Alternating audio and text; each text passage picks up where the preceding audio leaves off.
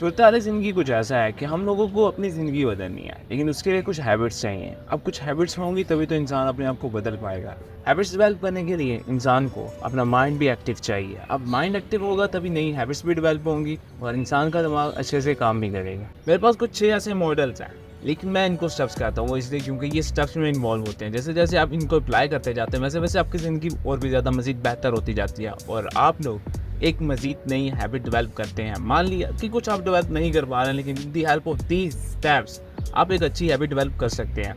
अगर आप कहीं पर भी आपको टेंशन होती है या आप किसी मुश्किल में फंस जाते हैं तो ये स्टेप्स आपको हेल्प आउट करते हैं कि आपने कैसे न्यू हैबिट्स को डेवलप करना है, कैसे अपने आप को मज़ीद बेहतर बनाना है और कैसे अपनी ज़िंदगी को मज़ीद अच्छे तरीके से चलाना है। तो अब ये आप पे डिपेंड करता होता है कि आप लोग इसको कैसे अप्लाई कर रहे हैं, मॉडल समझ के या स्टेप समझ के। पर्सनली मैं तो इनको स्टेप्स में काउंट करता हूँ, वो इसलिए क्योंकि ये काफ़ी सारे बेनिफिशियल है और जो चीज़ बेनिफिशियल होती है वो हमेशा काउंट्स में होती है और जो चीज़ काउंट्स में नहीं होती है वो हमेशा क्वालिटी होती है। तो वो क्वालिटी आपने खुद बनानी है अपने लिए। हम आने वाले वीडियोस में कुछ ऐसी चीज़ें शेयर करने वाले हैं जो कि बहुत ज़्यादा बेनिफिशियल होने वाली है, जो कि नए यूट्यूबर आने वाले हैं उनसे और यहाँ तक कि जो नया बिजनेस स्टार्ट करने वाले हैं उनसे।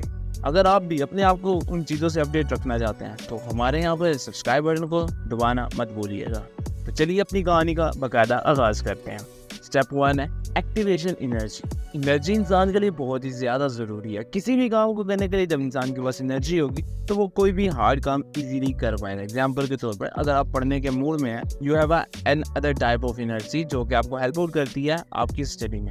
इसी तरह अगर आप हैबिट डेवलप करना चाहते हैं तो कहा जाता है कि अगर आप मुश्किल हैबिट्स को पहले अपनाएंगे तो it will be very tough, लेकिन अगर आप छोटी छोटी हैबिट्स को डेवलप करना स्टार्ट कर देंगे तो वो काफ़ी इजी हो जाता है। छोटी हैबिट्स को डेवलप करना बहुत ज़्यादा आसान होता है और बड़ी हैबिट्स को डेवलप करना बहुत ज़्यादा मुश्किल।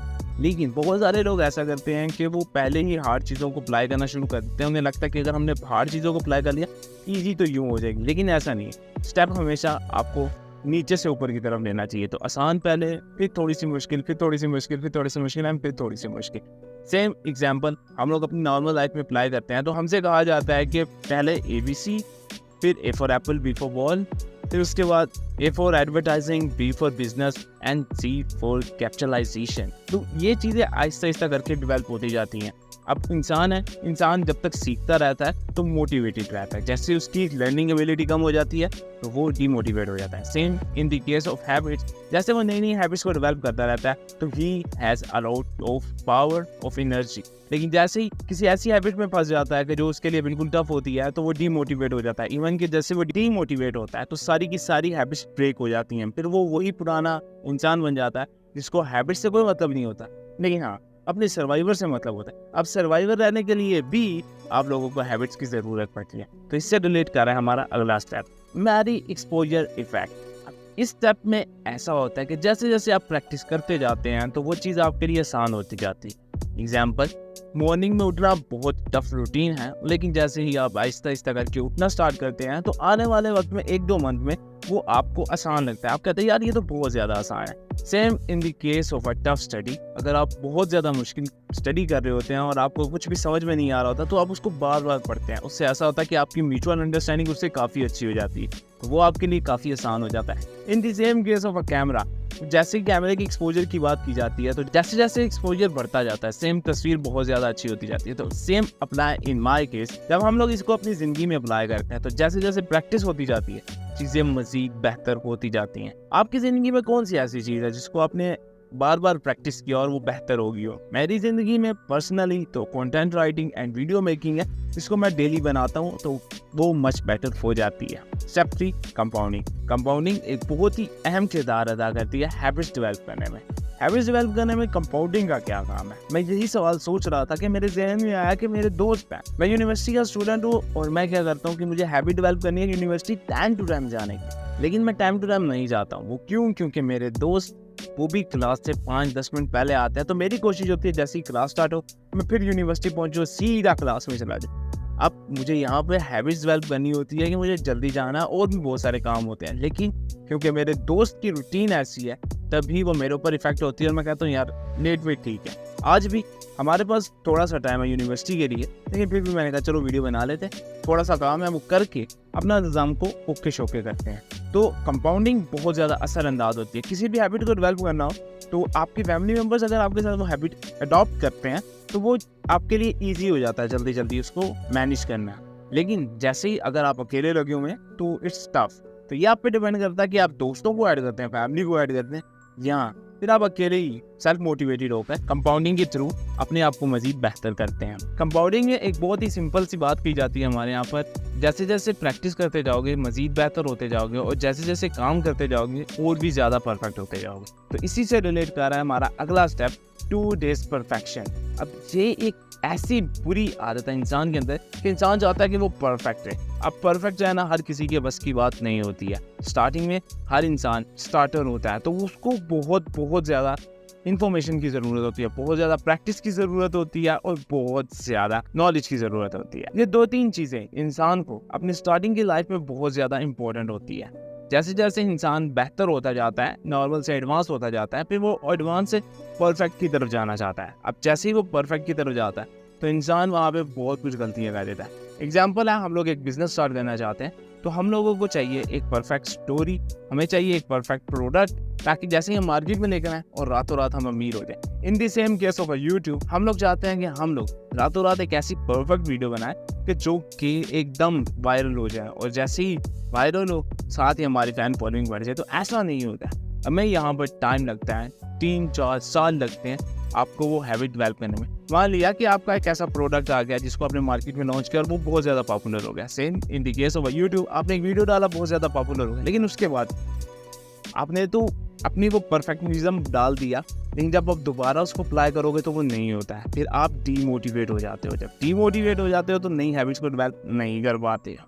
इसीलिए कहा जाता है कि जैसे ही कोई नई हैबिट्स डेवलप करें, एक दिन नहीं किया तो सेकंड डे उसको मस्ट करें, अगर सेकंड डे नहीं किया तो थर्ड डे उसको मस्ट करें। लेकिन हम यूज़ करते हैं 2 days का गैप देने के बाद हम थर्ड डे उसको लाजमी अप्लाई करते हैं। ये ना हो कि हमारी वो अडॉप्ट की हुई हैबिट ब्रेकआउट हो जाए। जैसे वो ब्रेकआउट होगी हमें नुकसान होगा, हमें फिर से 1 से स्टार्ट करना पड़ेगा, और कभी कभी तो आपको 0 से स्टार्ट करना पड़ता है। तो ये आप पे डिपेंड करता है कि आप 2 day रूल को कैसे यूज़ करते हैं और 1 day रूल को। मैं पर्सनली 1 day रूल को यूज़ करता होता हूँ। अगर मैंने कुछ बनाना है तो मैं एक दिन पहले सोचता हूँ और एक दिन बाद बनाता हूँ, और उससे अगले दिन उसको अपडेट करके ख़त्म। Same at the same time मैं एक नेक्स्ट स्टोरी को सोचता हूँ, वो नेक्स्ट डे बनाता हूँ और वो उससे अगले डे अपलोड कर देता हूँ। तो ये मैं 1 day पर्सनली यूज़ करता हूँ, वो काफ़ी बेहतर है मेरे लिए। स्टेप 5, ट्रिबलिज्म। ये एक बहुत ही टफ था मेरे लिए, कुछ भी समझ नहीं आ रही थी कि ये कैसे बनता है, क्या सीन है इसका। लेकिन जब मैंने इसके बारे में पढ़ा तो मुझे एहसास हुआ कि हाँ, अब कुछ चीज़ें मेरी समझ में आ रही हैं।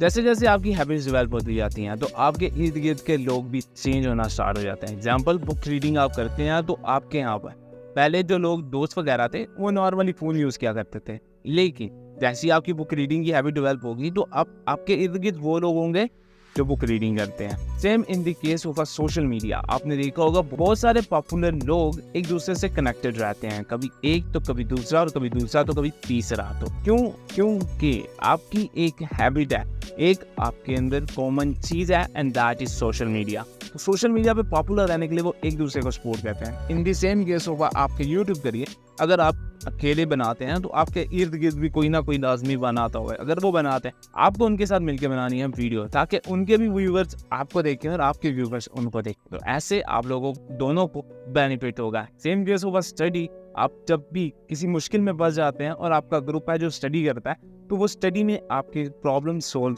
की जाती हैं। तो आपके इर्द गिर्द का माहौल आपसे इफेक्ट होता है, और अब आपने डिसाइड करना होता है कि आपको कौन सा माहौल डेवलप करना है। मैं पर्सनली बुक रीडिंग का माहौल डेवलप करने की कोशिश करूं, लेकिन नहीं हो पा रहा। क्योंकि मुझे बैड एडिक्शन है of my phone. Last step है एवोल्यूशन। एवोल्यूशन बहुत ही सिंपल चीज़ है। जैसे जैसे इंसान बेहतर होता जाता है तो वो ग्रोथ की तरफ जाने लग जाता है। Same case in a normal life, in a professional life, business life और अ यूट्यूब लाइफ। अब मैं वो इंसान हूँ जिसको अभी यूट्यूब पे वीडियो बनाते हुए तकरीबन 2-3 साल हो गए हैं। मैंने बहुत कुछ नया सीखा है और प्रैक्टिस भी किया है। अब मैं मज़ीद बेहतर हो गया, लेकिन अभी भी मेरी यहाँ पर चीज़ें वैसी परफेक्ट नहीं हैं जैसी मैं सोचता हूँ। इंसान सोचता विजुअलाइजेशन बहुत अच्छी है, लेकिन इफेक्ट तब होता है जब वो उसको अप्लाई कर रहा होता है। तो अप्लाई करने के लिए आपको कुछ 5 ऐसे स्टेप्स की जरूरत होती है जो मैं ऑलमोस्ट आपको ऊपर बता चुका हूँ। एवोल्यूशन इंसान की जिंदगी में बहुत ज्यादा इंपॉर्टेंट है। जैसे जैसे इंसान बेहतर होता जाता है वो अपने आप को मजीद बेहतर करने की कोशिश में लग जाता है। मैं भी वो इंसान हूँ जो मजीद बेहतर होना चाहता हूँ, लेकिन there are some fact and figures जो कि मुझे इफेक्ट कर रहे होते हैं। फिलहाल यही थी वो सारे कुछ छोटे छोटे से स्टेप जो कि आपको मजीद बेहतर करने में और आपकी हैबिट डेवलप करने में आपको हेल्प आउट करेंगे। तो मैं ये सोच रहा था कि क्यों ना आने वाले टाइम में हम क्यों ना एक थोड़ी बहुत सी वीडियोस बना रहे हैं जो कि वेरी बेनिफिशियल हो यूट्यूब के थ्रू, और जो नहीं आने वाले यूट्यूबर है उनके लिए काफ़ी हेल्पफुल हो। तो इसके लिए मेरे पास कुछ चार्ट ग्राफ है जो आगे आने वाली वीडियोस को आपके लिए बनाएगा। तो अगर आप चाहते हैं कि आपको वो सारा डेटा वगैरह मिलता रहे तो आप मेरे चैनल को सब्सक्राइब करो। I will catch you in our next